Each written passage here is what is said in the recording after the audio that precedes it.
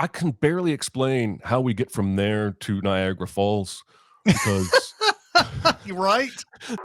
Welcome to Recotopia, a happy home for recommended movies, shows, and music from two people you can definitely trust.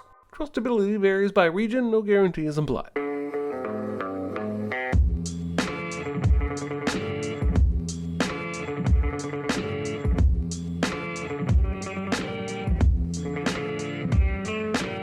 Now, here are your hosts, Chris Atkinson and Jeremy Scott. This is a real big fucking gun. This ain't no ham on rap, pal. What the hell are you doing? Saving your life. I would have been here sooner, but I was thinking up that ham on rye line. Hello. hey, How's everybody doing today? It is a Tuesday once again after one week where we did it on a Wednesday and it screwed everybody's week up. We're doing this live in front of an audience of a bunch of people on Twitch and YouTube today. Anyway, it's Recotopia episode 44. I am Chris Atkinson. I am Jeremy Scott. And today's big recommend is The Long Kiss Goodnight. And happy to see all of you here. I've been seeing some comments like I think people kind of love this movie. There's a few that may think it's maybe a little bit too out there, but I really enjoyed this back in the day, and this is my third time watching it, and I think I pick up on something new every time. Anyway, Yeah. How you doing today, Jeremy? I am doing quite well. I'm looking forward to the discussions today. Happy to see all the digital smiling faces in the chat. And welcome to those of you who view or listen live but do not chat, because I know there's lurkers out there somewhere. Yeah. Do you have any small recommends for us? It's no big deal. Itty bitty living space. It's so small and light. It's small, it's tiny, it's petite, it's wee. I do have a small recommend. It's a pretty new movie called She Said.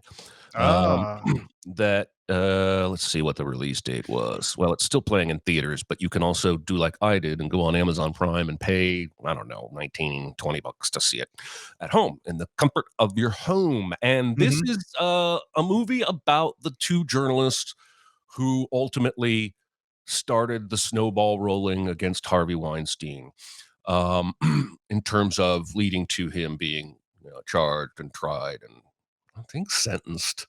I'm pretty sure he's in jail. Shows you how well I paid attention. Actually, the movie's not about what happened to him afterwards. This movie reminds me a lot of Spotlight, in that there is a lot. It's almost all from the journalist's perspective. They have to be human beings because they're talking to people who have been victimized, who know that if they speak out, they might be victimized more. They're dealing with institutionalized, basically, abuse. And this movie is great. It stars Carey Mulligan and Zoe Kazan. Samantha Morton has a great scene. And Andre Brower's in it as like the newspaper head guy. Nice. And Ashley Judd plays herself. She's one of the women who went on the record for this first New York Times article. And Gwyneth Paltrow voices herself.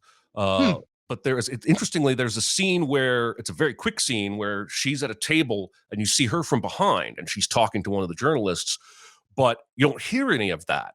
And so I was thinking, well, they didn't really get Gwyneth. But then I looked at the credits later and she does her own voice on the phone call in the movie. But then you have people like Rose McGowan, who does not play herself, does not appear in this film, and I don't think cooperated with this New York Times investigation ultimately. And it's just really well acted, really well paced. There is just enough of each of these ladies' home life that we get to, they're humanized. They're not just, reporters on the job, always kicking ass. Like Carey Mulligan's pregnant and then she has a baby. And then she's got postpartum depression at one point. And then Zoe Kazan has to go to England to do a couple of interviews and is video chatting with her young daughter who casually asks if her mom is writing about rape. And then she's like, I've never heard you use that word before. That's not a word that I would have thought you heard. And then she ends up breaking down after the call. just really, really well made. I think this would make an excellent double feature with Spotlight. It is in movie theaters right now or on Amazon. There's a moment in this movie, surprisingly for me, that I teared up. It was just that well paced and put together that there's this moment of relief, and I felt it, and I had tears. 2 thumbs up. Really, really like this movie. Yeah, I've heard a lot about this. I want to see this at some point. So yeah, I'm gonna have to make some time for that. I did my usual movie night with this group that I do every month, and I'm going to recommend both of the movies from that movie night. It was a Christmas theme. So one of them was a classic movie from 1942 called The Man Who Came to Dinner. It is about a man who's like who does a radio program of some sort. He comes in and he's going to do his program from this wealthy family's house. He trips and falls and on an icy patio or whatever. And when he's hurt on their property, he insists that he gets to stay at their house until he recovers. And so he's sitting in a wheelchair and basically just has the run of the house in this, and just telling everybody off. And this movie's one of those. It's it's from the 40s, so it's like one of those, like, somebody comes into a room, they get insulted, they run out. Comes in, they get insulted, they run out, so on and so forth. There's not much of a story here. I mean, there's a story, but it's really mainly about, people interacting with this man, played by Monty Woolley, I believe. He apparently, this was a role that he perfected on Broadway, and then came onto the scene and in the movie. So the main story is that he's got a secretary played by Betty Davis who falls in love with a newspaper man that comes to town, or comes to the house, and she wants to run off and get married with him. And this is one of those classic 1940s things where somebody runs into somebody one time and then they're in love and want to get married by the next day. Which sounds like me in college. Yeah, exactly. The story of Jeremy's college days is what this movie should have been called. So she wants to get married, and she tells her boss about it, and he's not happy. So he tries to do everything he can to sabotage it. And so he calls in this beautiful actress played by Ann Sheridan to come in and read a play that this newspaper guy has written. And he thinks that she'll be able to seduce him away from Betty Davis. And that's the basic sort of plot that he has. But then Betty Davis, finds out about this and concocts a scheme to break that up. And so it's like a back and forth kind of thing there, where she's trying to get back at him. And then eventually we get into a third act where there has to be some sort of resolution to this, of course. But this is a really, really fun movie. I'm telling you, this is one of those that's if you like Arsenic and Old Lace and all these, the His Girl Friday and all these type of movies where it's just like somebody comes in, says something really fast, and then they're off to the next thing, and that's this kind of movie. And I don't know, they don't make them like, they just really, really don't make them like this anymore. And I would say definitely go find some room for this in your holiday plans if you're watching Christmas movies. Nice. Mm-hmm. I have never seen that movie. That is one of many. This is way up your alley. This is like high on your list. It was giving me kind of Arsenic and Old Lace and Frasier vibes to hear you talking about it, which is definitely right up my alley. Yeah. My second small recommend is going to be a video game this week. Ooh. And I am what they call, I don't know what they call it. I'm a laggy gamer. I made that up. I get to games 6 to 10 months after everybody else does. So no one wants to talk about it anymore. A game that came out in February of 2022 for PlayStation 4 and 5. It's called Horizon Forbidden West. And I really can't not make a joke about this being the lost Kim and Kanye baby. And this is a sequel to 2017's Horizon Zero Dawn. This is a post-apocalyptic future in what I think is the Western United States. This is hundreds, if not thousands of years into the future. And this is a third-person action explorer game. I'm not super far into it. I've played maybe 3 hours, but I have enjoyed it so much that I want to go ahead and recommend it. And basically, you start out as this girl. I guess she was in the first game. I never played the first game, so this is like my horrible bosses experience. I'm coming to the sequel first. And like, you don't have anything but a bow, and you don't even have any arrows. And so you have to, like, the first part of the game, you're going around looking for like herbs and stuff you can use for medicine, and then you're chopping down these little trees and turning them into arrows. But you can only hold so many arrows in your quiver. And then the bad guys I'm fighting are all like transformer animals. They're like some sort of machine AI hybrid sentinel thing, but some of them look like panthers, and some of them look like T-Rexes, and some of them look like pterodactyls. And they have weak spots on their body, and they don't have a lot of them. And so basically you have to kind of get the timing down right to shoot your arrow when their weak spot is exposed to take some damage off of them. But there's not as much action yet. I imagine the game gets actionier as it goes along. I've only encountered these robot things a few times. It's much more of an exploring type game. And I would say puzzles, but not, I don't like puzzle games because puzzle games are often both repetitive and difficult. And this is not like that. This also has a setting that will just tell you what to do and where to go if you want. I don't have that turned on. So I like to go explore every area of this, field that I'm in to see if there's any, treasures or herbs or something. And there's sometimes multiple ways to go, different directions. Sometimes you can jump down to a thing. Sometimes you have to carefully climb down. It reminded me a lot of the Far Cry games in terms of gameplay. And I just really, really am enjoying it, and I wanted to share it, and maybe one or two of these people will start playing it, and we can talk on Discord about Horizon Forbidden West. I got a PS5 like earlier this year, and I got this game bundled with it. So you'd think I'd be like, oh man, I've played the shit out of this game, but I also bought Elden Ring on the same day. Oh no. And so I started at Elden Ring, and I really, really have like progressed really far in that game, but I had to stop playing it so much back in like August because of just the way the last 4 months of the year always are for me. And so like I am still trying to finish Elden Ring, and then maybe I'll get to Horizon Forbidden West. And I'm like, do I really want to do that to myself? I keep doing this where I'm like really far in a game, and then I quit it, and then I'm like, oh, okay, I'll start this new one up, and like, before you know it, I'm gonna have like 5 RPGs, just like they've progressed to like 85%, and they're just sitting there on the hard drive the whole time. So yeah, that sounds like me too. Yeah, absolutely.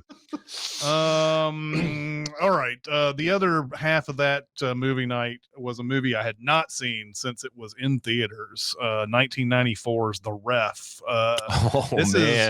This is Ted Demme making another appearance on the Small Recommends, because you recommended Beautiful Girls a couple weeks ago, I believe.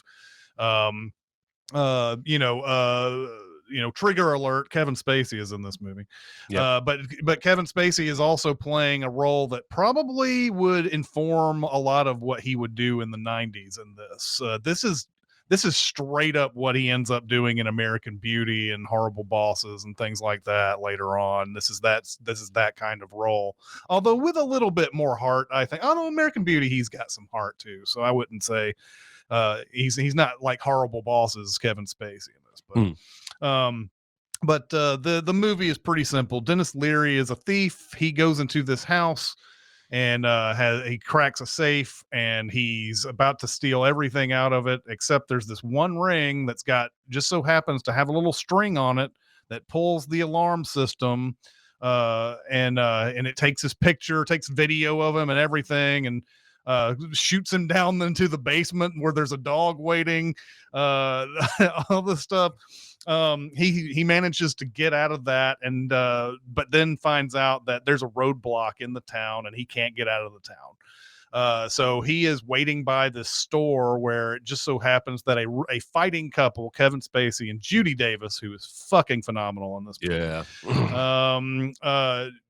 Judy Davis goes in to the store to get some things that you see them at the beginning. They're trying to do marriage counseling, and it's obvious that they're on the last legs of this marriage. There's no way that this can be saved under what they're talking about. She cheated on him years ago, and he's still giving her shit about it, even though they're still together and everything. And he's obviously not the best person in the world.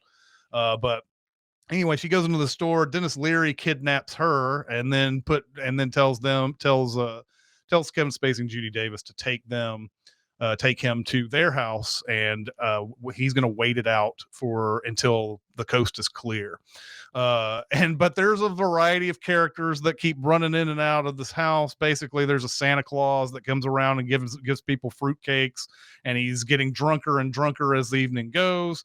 There's a son they've sent to military school. By the way, J.K. Simmons shows up in this movie for a brief moment. I believe this was his first movie, maybe, J.K. Simmons. Wow. Their son has his own problems, obviously, having these people for parents are going to fuck you up. By the end of it, they've got a whole bunch of family coming over. And so Dennis Leary has them tied up for the most part while he tries to figure out what to do. And he's trying to call his buddy who left him at the scene when he got caught in that house. He's trying to get him to help out. And so he's just sort of biding his time and trying to figure out how to get out of the city or get out of the town. But yeah, meanwhile, there's this big, huge Christmas dinner that's going on with all this family and everything like that. And so he has to pretend to be their doctor, and they're not being held hostage the whole time. And so there's a lot of like really dark dialogue in this. It's a lot of like, these people hate each other. Dennis Leary is Dennis Leariness in this. He doesn't, I guess I would take that back. I think he's his Dennis Leariness in Judgment Night and Demolition Man. That's where he's most. This one is more of a role for him where he doesn't have to go off and go on a rant, okay, and all that type of stuff that he usually does. But it's really fun, man. It's a fun movie. I don't think you can find it anywhere. We watched it on YouTube, so it's on YouTube if you can find it, but I don't think you can find this like on a Blu-ray or on like streaming somewhere other than like somebody just uploaded it to YouTube. But very, very well worth watching. I hadn't seen it in forever. I think you're probably in the same boat. You had not seen this since it came out. Really funny, really good. Ted Demme was definitely a talent. I was kind of wish we could have seen what he was going to make. He died way too early. Same thing with So yeah. The Ref, good movie. I have not seen it in probably 20 years. I remember really enjoying it, so I forgot there was a Christmas connection. So that might give me an excuse to toss it on here in the next couple weeks and see what it looks like. Yep. All right. Well, this leads into the big recommend. A long kiss goodnight, bitches. I'm fine. It's just that you're so big. It's so huge. It's a good rule, but this is bigger than rules. It's bigger on the inside. Is it? I noticed. Depending on which source you use, pretty much everybody I think says 1996 is when this movie came out. Yes, this came out in 96. And I might call her Sam or Samantha or Charlie or Charlene or Gina Davis. I'm just telling you right now, there's too many names for this character in this movie, and I'm not going to remember to always keep them straight. The movie opens with Gina Davis playing Samantha Kane. She's a school teacher in a small town. I think it's Pennsylvania. She's got a boyfriend. She's got an 8-year-old daughter. It's slowly explained to you through some pretty overt narration that she washed up on the beach, East Coast, pregnant, and no memory. And so this little girl, Caitlin, is who she was pregnant with when she washed up on shore. And over the 8 years, she has chosen a job as a school teacher and fallen in love with this guy, Hal. But what we don't know yet, and we are soon to learn, is that she used to be a top Secret Service CIA assassin.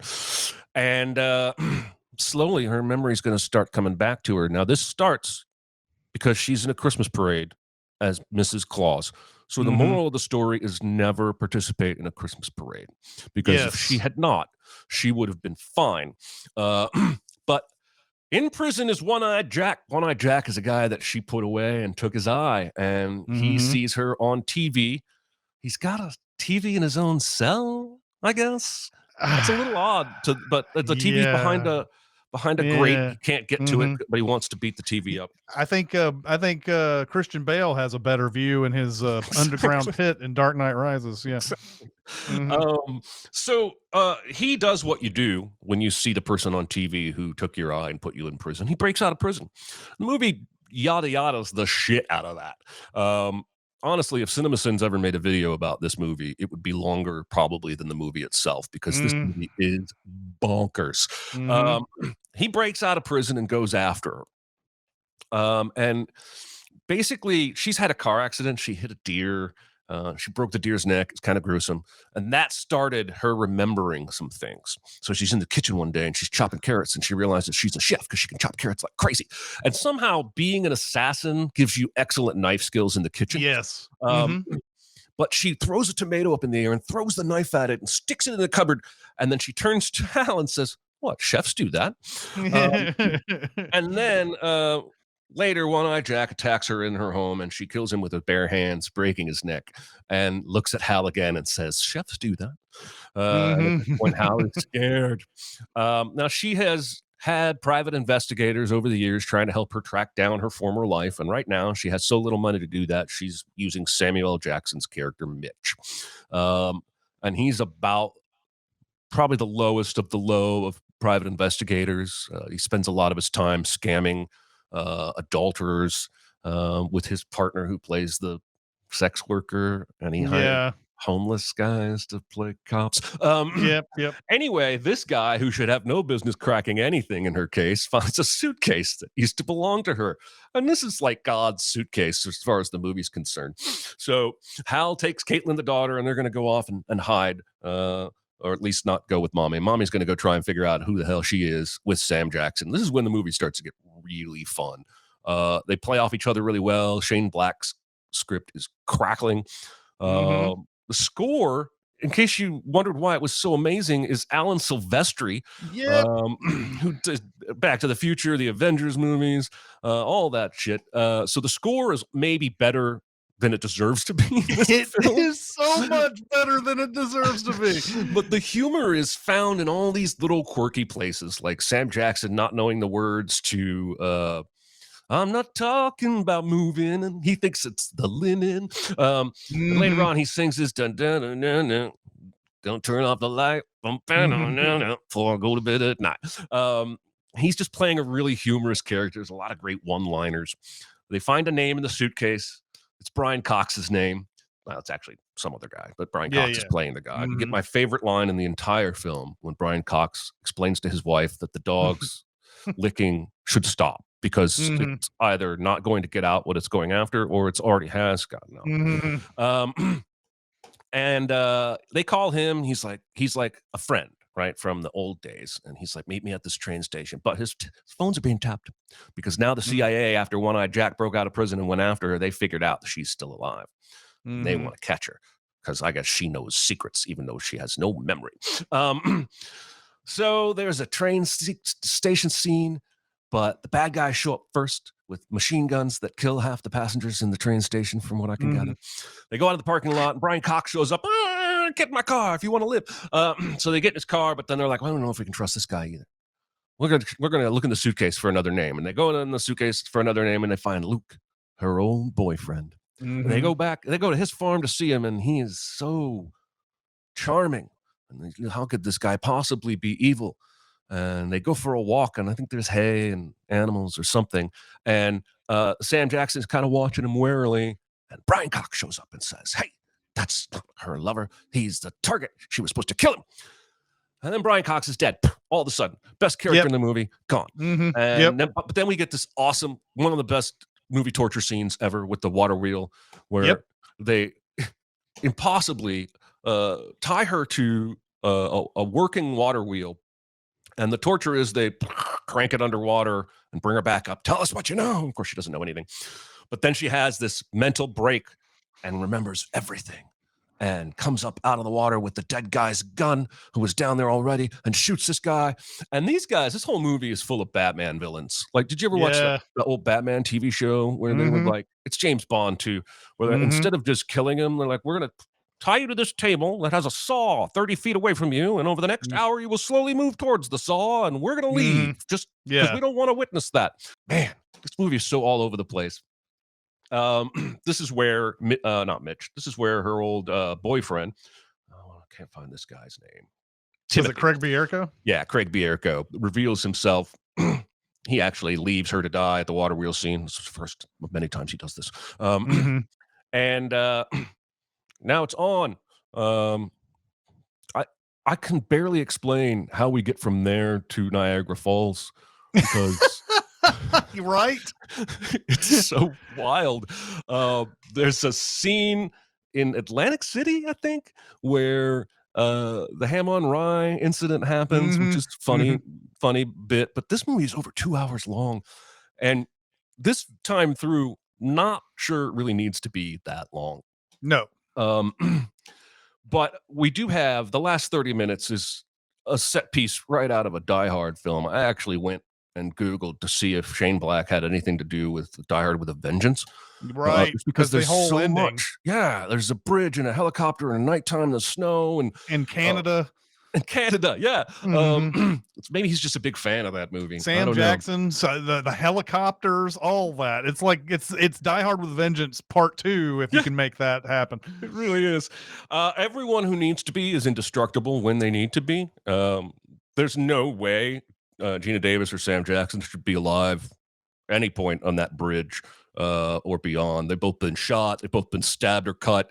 Sam Jackson gets blown out of a window through a sign into a tree 30 feet away and falls to the ground. And within 2 seconds gets up and throws a knife into the throat of an oncoming bad guy. That's ridiculous. And I love it. There's so many one-liners in here. There's a lot of fun, interesting action. I love that Gina Davis gets to play two characters in this movie. Just a really normal, loving, caring teacher, housewife, and then this absolute kind of a jerk, badass assassin who tells her own daughter, get over it. Quit being such a wimp. Which, of course, comes back into play later when the daughter throws it back to her. Of course. Let's hear what Chris had to say on this time through. This is I think you said your third time through, right?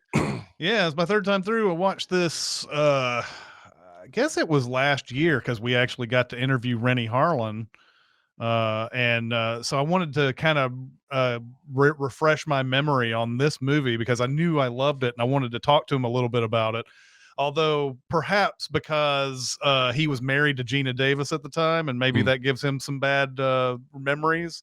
Don't think he was receptive to talking about Long Kiss Goodnight. I was kind of brought it up, and it was like he just kind of let me talk about it a bit, and then didn't say anything about it. So I was like, okay, well, we'll move on to the other thing. But I wanted to talk to him mainly because of the finale, which is so over the top.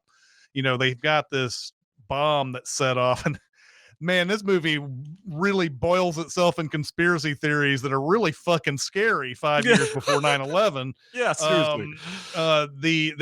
This was 3 years after the first World Trade Center bombing. So Shane Black is using that as a basis for this whole finale here, where the CIA is basically going to kill 4,000 people just so they can get more funding. Yeah. Like, I don't know, man. And they've got some dead guy who's going to take the fall, and they've got all this stuff. So yeah, this bridge explodes at the end. It's this huge explosion where cars start raining down, and I'm like, this is Rennie Harlan right here, baby. Yeah. This is Rennie Harlan for sure. with that great thing where the girl says, "Don't hit the cars," and Samuel L. Jackson just looks at her for a second, like no shit, you know. One thing I wanted to go through on this, because this is such a Shane Black, and this is not even. This is some of the funny exchanges that I decided to note on this one, and there's still a lot more that I'm not even going to get to, but there's the point where Charlie seduces Mitch, trying to get that photograph or whatever out of his pocket, and he's like, "What's going on?" And she's like, "It's true love, whatever." And he's like, "I ain't handsome, I ain't rich, and the last time I got blown, candy bars cost a nickel." I thought that was such a great line. The part where he goes through that whole thing about how he got to jail and everything, and he's like, 8 years ago, I was an Atlanta cop. My partner and I worked this fraud case together. And so that motherfucker hated me. I forget why, but he did. Anyway, some bonds went missing from the evidence room. And when someone called internal affairs and they went searching through my closet, lo and behold, what did they find? And she's like, "The bonds, your partner put them there, huh?" He's like, nope, I did. I stole the damn things. Which is, I mean, that's such a classic trope in movies of like, oh, the cop got wrongfully accused of something and he went to jail and blah, blah, blah. And we're supposed to feel this sympathy for him because he didn't really do those things. In this case, Shane Black flips it and says, he did it. He did it all right. She tells him at one point, you couldn't hit a lake if you were standing at the bottom. I love that, the way that was put. To the point right after he gets hit in the ball, she goes, "Are you thinking what I'm thinking?" And he goes, "I hope not, because I'm thinking how much my balls hurt." Then there's like she's like, "I'm putting my keys in my left pocket," and there's that da whatever, and there's like gun in the right hand side and whatever, and she's like, "It makes a bulge, people can see." And Mitch says, "You want to stick in my pants and shoot my damn dick off?" And goes, "Now you're a sharpshooter." Everyone knows when you make an assumption, you make an ass out of you and umption. I love that. There's a point too where she says she does something, she cuts him or whatever and says, "I distracted you first, same principle as deflowering virgins." And he goes, "What?" And he's like, "I read it in this Harold Robbins book. Guy bites her on the ear, distracts from the pain. Ever try that?" It's like, no, I sock him in the jaw and yell, "Pop goes the weasel." And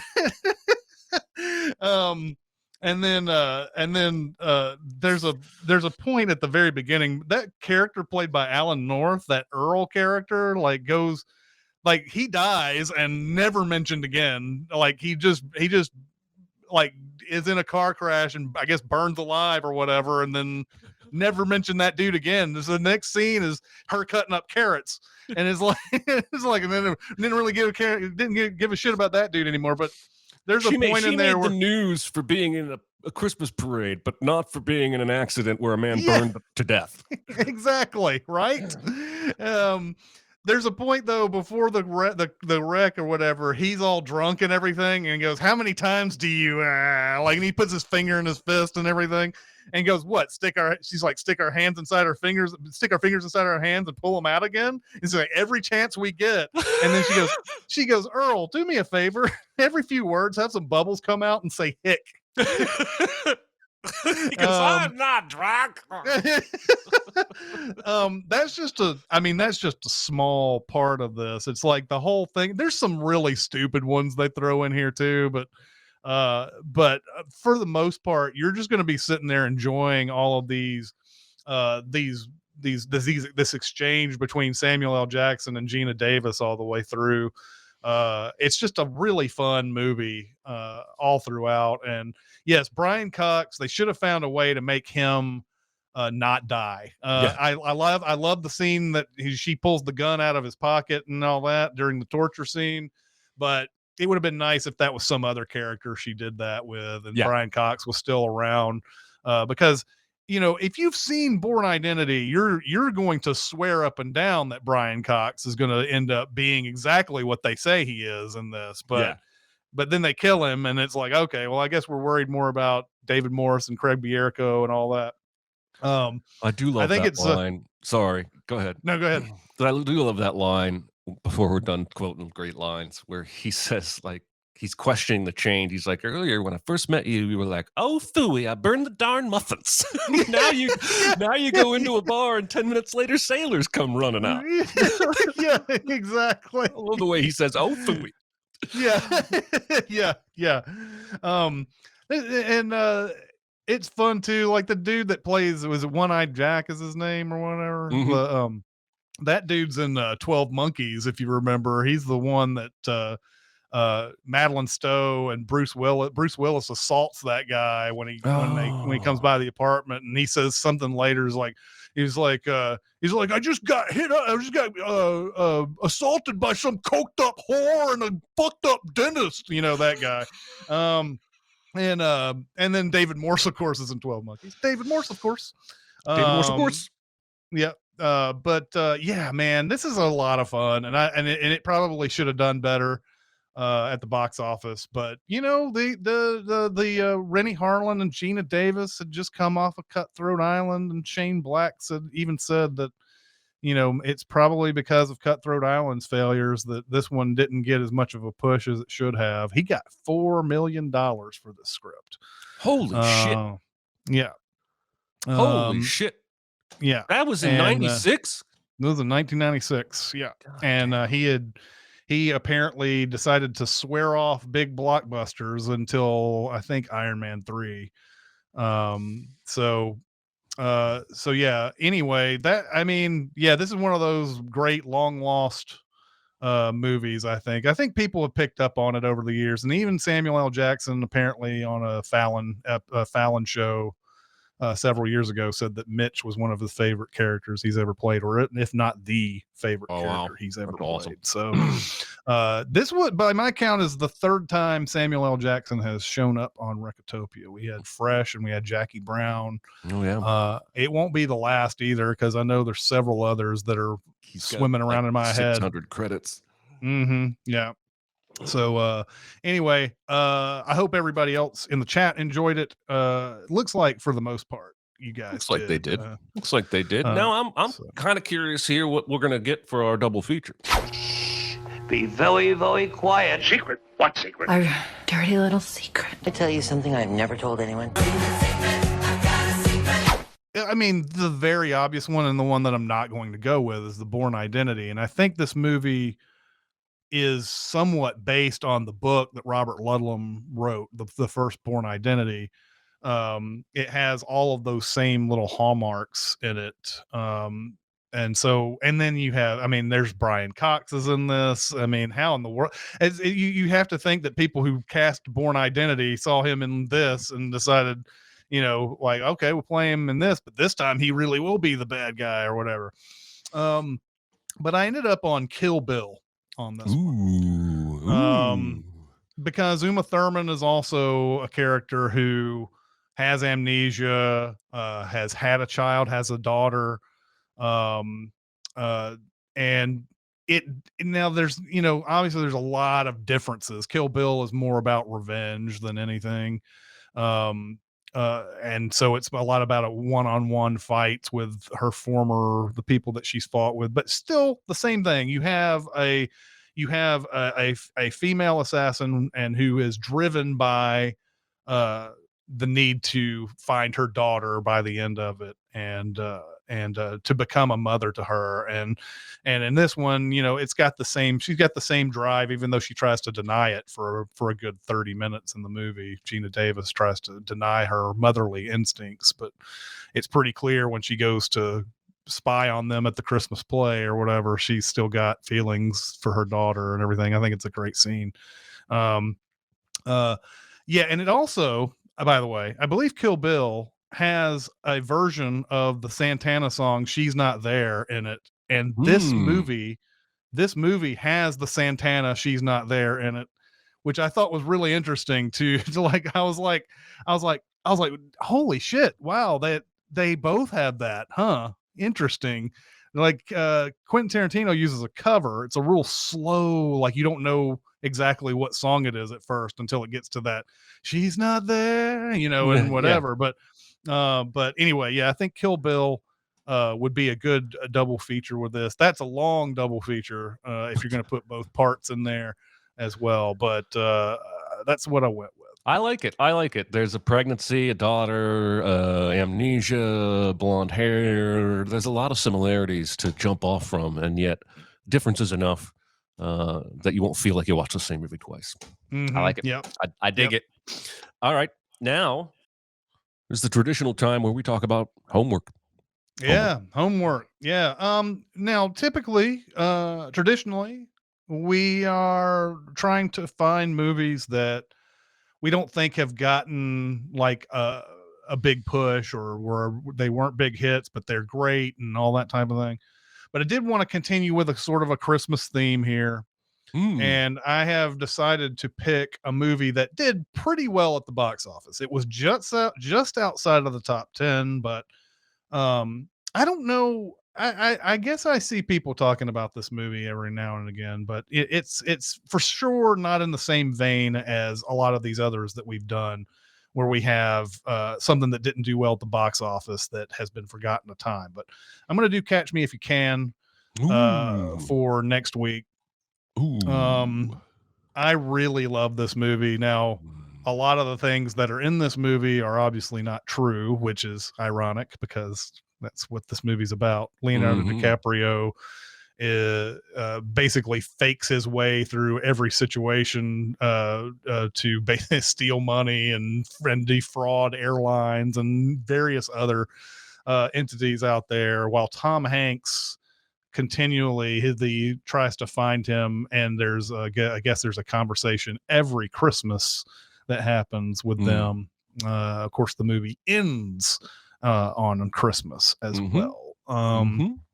This movie is really, really good, and I can't wait to see it again. It's been a minute since I've seen it all the way through, but I remember this just being overall excellent. It's got everybody in it. There's so many like people who just before they were like famous were in here, like Amy Adams, and you see Elizabeth Banks as a bank teller in this. Jennifer Garner. But and then a great performance by Christopher Walken. I believe he was nominated for an Oscar for this. So this is a lot of fun, and I think this is will fit the Christmas bill. I almost went with Kiss Kiss Bang Bang, which would be perfect. I just think that we probably need to space out the Shane Black a little bit. Not that seeing a lot of Shane Black all in a row wouldn't be a good thing. I'm just saying, you know, he'll have a lot. I mean, I know between us, we'll do Kiss Kiss Bang Bang. We'll probably do The Nice Guys at some point. So yeah, I thought about doing that one, but we'll go with Catch Me If You Can. I feel like Catch Me If You Can for me is sort of like the last great young DiCaprio performance. This is the last movie where he is young but pulls off young, because after this 2 years later he makes The Aviator, and then he makes The Departed, and he's just a full-grown adult in both of those. There's a boyishness about him in Catch Me If You Can. Gangs of New York did come the same year, but before that it's stuff like The Beach and Man in the Iron Mask and all teenage DiCaprio stuff. So I feel like you break his character or his career down into two sections, and kid and adult. This is right on that line. I love Catch Me If You Can, and it's also probably, in my opinion, the most underrated John Williams score of his entire career. It's so different from everything he's ever done. And you will not get that theme music out of your head after you watch this. It's a great score. All right, I think we have some time for questions. Before we do that, let me tell you that Catch Me If You Can is available for free on Amazon Prime, and it's available on Paramount Plus if you have a subscription. So there are a couple of options there to watch if you don't own the DVD or Blu-ray already. Let's move into some questions and see what we've got for today. Already? Question. I got something to say. I want the truth. I am listening. I have a question for Recotopia. I probably didn't need to read that part.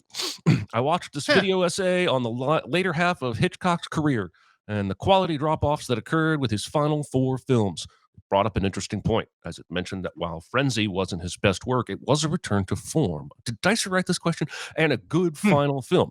But then he made Family Plot. So my question is, which director's filmography would be a lot stronger overall if certain works were omitted? I think Francis Ford Coppola made absolutely fantastic movies in the 70s, and then he made some pretty decent to good to great movies in the 80s. But man, in 1996, he made that movie Jack with Robin Williams, and that made no sense whatsoever. Like, you look at a man's filmography, you would never think Jack would be on Francis Ford Coppola's. He would follow that up the next year with The Rainmaker, which is really good. But then after that, he's been making a lot of these like personal films. Now, honestly, I haven't watched these personal films. I had a hard time finding them when they first came out, and I haven't gone out to seek them since. But he came out with movies like Youth Without Youth and Tetro, and I remember those getting like lukewarm reviews when they came out. I just think, yeah, if you take out Jack and some of his, maybe a couple of his 80s and a couple of his last few that he made, that filmography is as solid as it gets. When you take out some of those. So yeah, that's what ended up on. I'm sure that there's others I could have come up with, but that's the one that sort of, came to mind. I'm going to go with somebody that, I'm just going to go with Brad Bird. Okay. And Brad Bird, I think, was mentioned during I think there was at least one allegation that he was rude to women on set or something along the same time that the lead guy from Pixar was having a bigger issue with Me Too and ended up having to leave the company. But I don't personally know that anything ever came of that. And so I hope I'm not offending anybody. But Brad Bird has only, I'm going to read you his filmography, and I'm going to leave one movie off. The Iron Giant, The Incredibles, Ratatouille, Mission Impossible Ghost Protocol, and The Incredibles 2. Which movie did I leave off? Tomorrowland. Tomorrowland. Which is almost as bad as all of those other movies are good. And there was so much intrigue and hype. And there is some interesting stuff in Tomorrowland. It's one of those movies you can kind of feel like what they were trying to do is in there somewhere. But that would pluck that one off of that filmography. Now, he has not directed since then, since Incredibles 2. That's 4 years ago.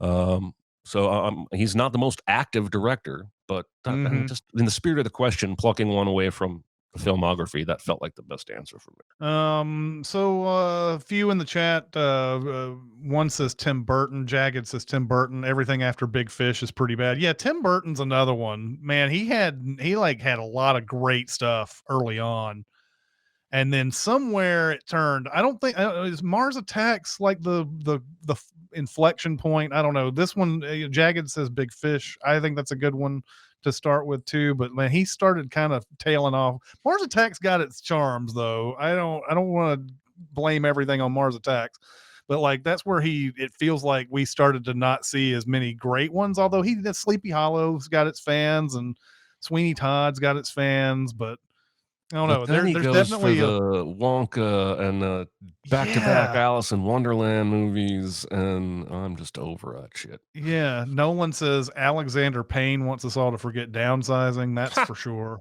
I just wish Downsizing had been a series. I think you could tell that story, but in a 2-hour movie, it's just too much all at once. Yeah.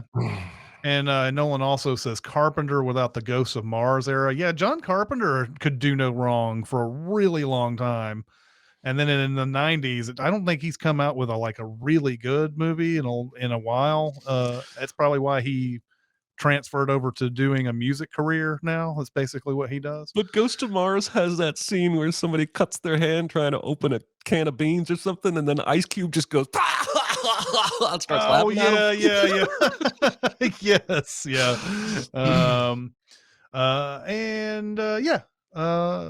So there you go. Yeah, there you go. Let's move on to another question. I think we still have time. Yes, we have time. Yes, I've consulted the clock, and we have time. What previously innocent thing has been ruined for you by a movie? I can't see or hear Boop without thinking about that scene from Barbarian anymore. I haven't seen Barbarian yet, but I don't have I don't have like anything like that. Steeler's wheel stuck in the middle of with you is something you can't hear without thinking of the dude's ear getting cut off in Reservoir Dogs. That's one. That's just a song. I think we've had questions before about what songs have been ruined by whatever movies, or what songs are married to that movie now, and you can't think about the song without the movie or whatever. So that stuck in the middle with you song is definitely one. But I also think restaurants that have depicted, like in movies that have depicted like the people in the back doing stuff to the food and then reserving it, that really is and that happens in a lot of stuff. So you had Super Troopers that did that, Road Trip. It's for a cop. Waiting. Yeah, it's for a cop. Yep.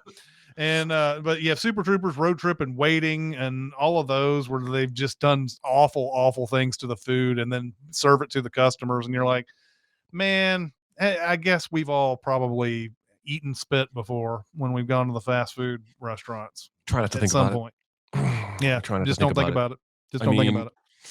I got two answers here, and they're not really either one of them things that I feel like sharing, but it's the spirit of the question. So whenever I get Chinese takeout, and it comes in a little white foldy box that has the metal holding thing, I will not eat it out of that container. I will pour it into a bowl or a plate before I eat it. And this is solely because of the Lost Boys, where he's eating out of that Chinese thing and then looks down and it's like maggots. I also have a very bad association with Peeps, the marshmallow candy from Easter, where I was eating some of those where I won't even tell you what it was, but something really gross happened. And I ran outside and threw up. I was mocked for throwing up, by the way, but I have not eaten a Peep since. And that was like, I was 15, maybe 14. So, yeah, no Peeps for Jeremy. It in Jedi says you can't say the word mostly in my house without quoting Newt from Aliens. Yeah, absolutely. And they mostly come out at night. Mostly. And then Jets Mets with a line of the chat probably today. Dumb and Dumber ruined hitchhiking for me. I really enjoy that one. That's really fun. I hate it when hitchhiking gets ruined for people. Yeah, seriously. So I hate when getting shot and end up, never mind. All right. I know you have well, let's just do this question. You have an answer for you. In High Fidelity, there's a scene where they play a CD and they bet on how many copies they will sell to people who are shopping in the store. I will now sell 5 copies of the Beta Band. The question is, have you ever bought an album you heard playing on the speakers while you were in a record store? Or maybe you were in a different kind of store. Basically, have you ever bought an album after encountering a song or two while out shopping? No, although I've bought songs based on songs. Like this is a weird thing, right? Like I used to go to album stores all the time back when they were vogue and popular and whatever. Yeah. I don't think I ever what's that? And they existed. And they existed. I don't remember ever going into the store and hearing something over the speakers and going, yeah, I gotta buy that. I usually went in with a purpose and was like, I want to come in and I want to buy that Fine Young Cannibals cassette.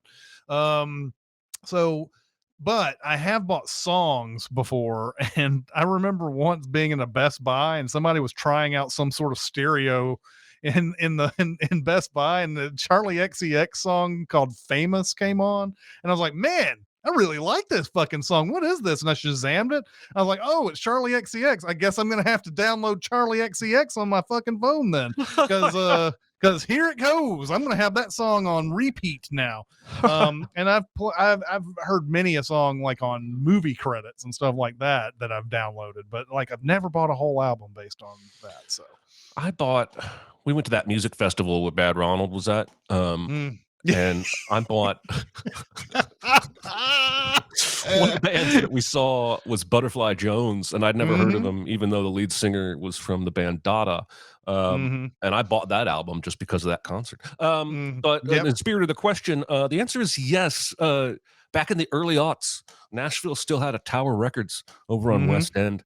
And for you young people, you may never know the joys of Tower Records, and that makes me sad. But if you watch Empire Records, it's a little like that, only not the activities, more the place. Right.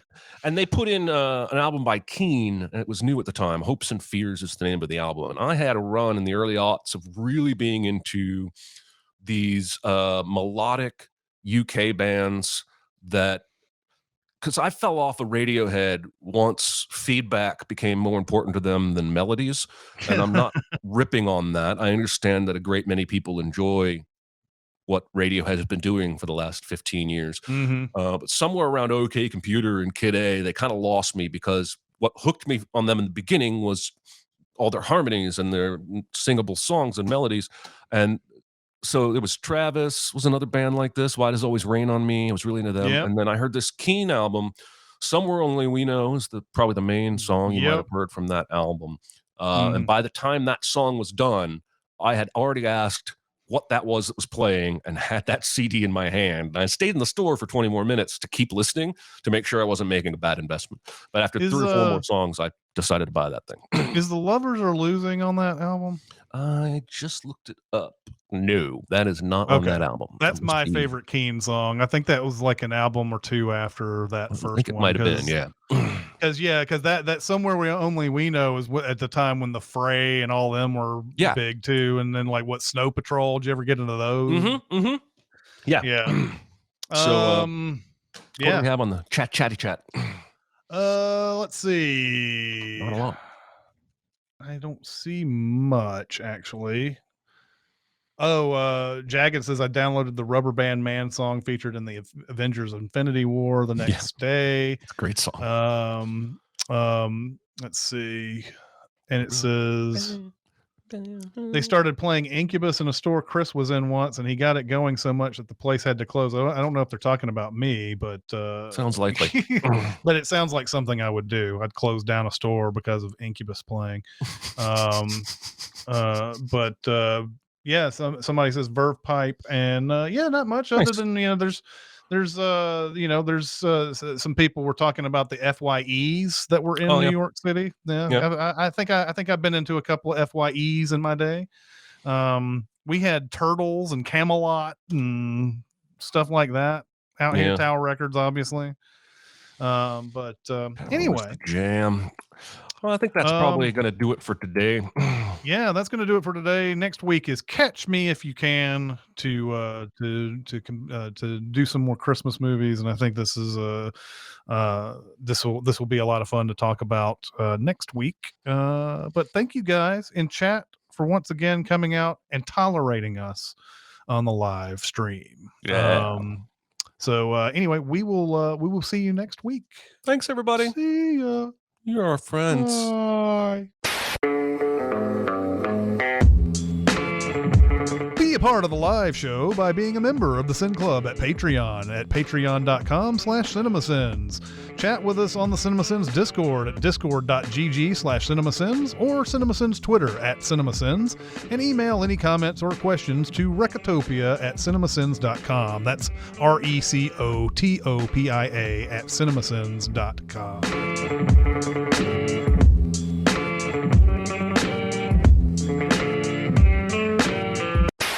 Always forget the camera. I don't know why I'm talking like the newest movie that I had, the most recent release, new movie, whatever, because I saw all the Dirty Harry movies, right? But the most recent new release I saw was last night. I bought Fall on Blu-ray, and I decided to watch that last night. And is that the one where the girls climb the tower? Yeah. And I want to see this, but I don't want to see this. Yeah, there's a lot of nope in this. Yeah, there's a lot of nope. But I've heard good things.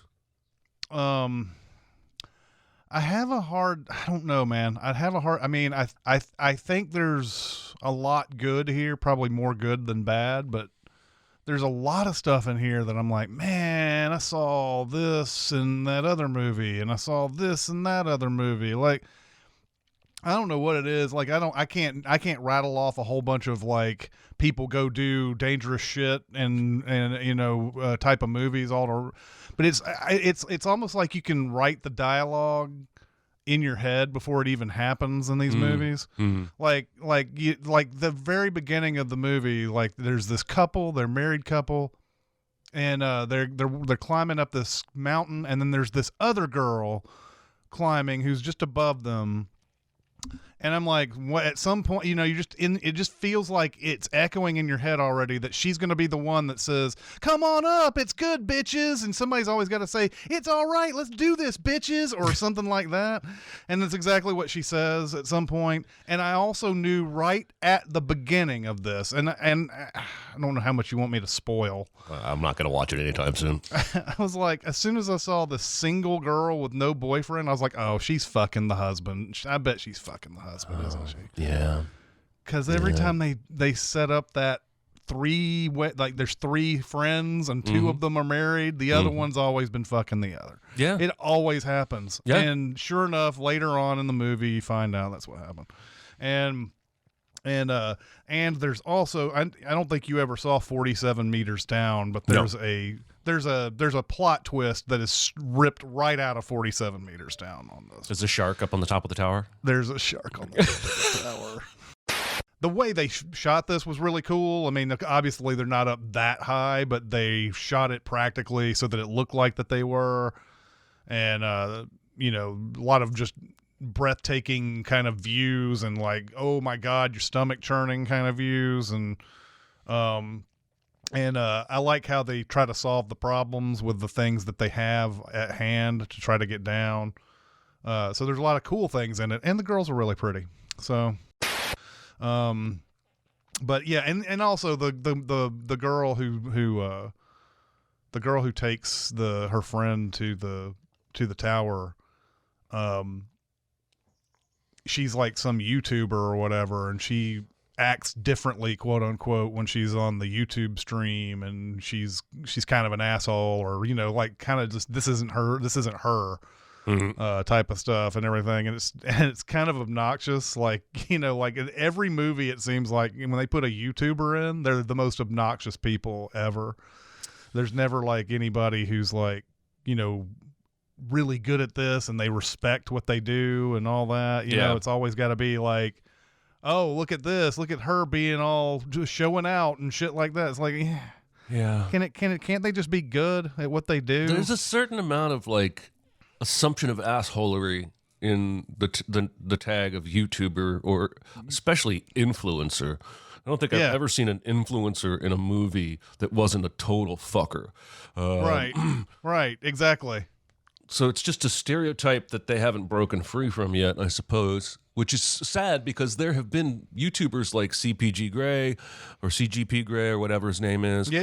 Or Vsauce, like all these really positive, outstanding creators on the platform that have been there since the beginning, but it's the PewDiePies and the Paul brothers and all of the more lightning rod Cinemasins. yeah, exactly. That tip the public perception to the negative. Oh, well. Yeah. What are you going to do? Hopefully I'll be alive when the day comes where YouTuber is not a put down. Just like I'm sure rock and roller in the 70s, like if you were like, I'm going to be a rock star, I'm sure everybody thought you were an asshole. But we've come to respect that. Even video game players, like I still think like professional video game player probably comes with a bit of scorn from the general public. But one day, what I don't think a lot of people realize, and I don't pay attention to it much, but I see enough headlines, there's a huge competitive gaming scene for more than one game where tens of thousands of people are tuning in to watch. And I have tried to watch, like League of Legends is the one I tried to watch a competitive I can't even understand what the fuck is happening on that screen. I don't either. I have a hard time understanding. And people go, what they're doing. And cheer. Look at what he's doing. And I'm looking at the screen and I'm like, I don't. What is he doing? Spell number 82? I don't know. But I did see not Street Fighter, but a one-on-one fighting game competitive match between a newcomer and like the king of all this game. And the king guy got the newcomer down to literally one more hit and he's dead. And the king guy had his whole bar, and newcomer dude won. And beat his ass and never took another hit. And it was amazing. Oh shit! But wow. Some of these, like League of Legends and some of the other ones, I think I have to understand the game before I can really get into like watching people play it. But if there was a Grand Theft Auto one, I could watch that. I even the war games where it's like, check out this amazing sniper kill, and it's over in 5 seconds, and I don't know what happened because I don't know, since I don't play the game, that there's always a dude in that crane half a mile away and you just killed him. All I saw was your scope and you fired a shot and everybody's cheering. Oh good, there's a post here that doesn't like Recotopia, but they like the Sincast. Oh, this is fun. I shouldn't have read this. I made a fried bologna sandwich on Sunday that I put on Twitter, and it was rad. Yeah. I have this little frying pan that has 3 perfect circles in it for crack an egg in there, and it makes a perfect circle egg for a sandwich. And I fried some bologna up, which basically tastes like hot dogs once you do that. And I put some mayonnaise and melted American cheese on top. And it was 10 times better than I hoped it would be. Ooh, I'm going to make it again because my brother's coming to pick up his kid in a couple of days, and I'm going to make it again for him. I just wanted to throw that out there. Fried bologna, cheese, egg. It's good stuff. Not probably very good for me, but it's good stuff. I posted on the Cinemasins one last night. I am totally open to discourse, criticism, and change, and then I marked it so that nobody could respond.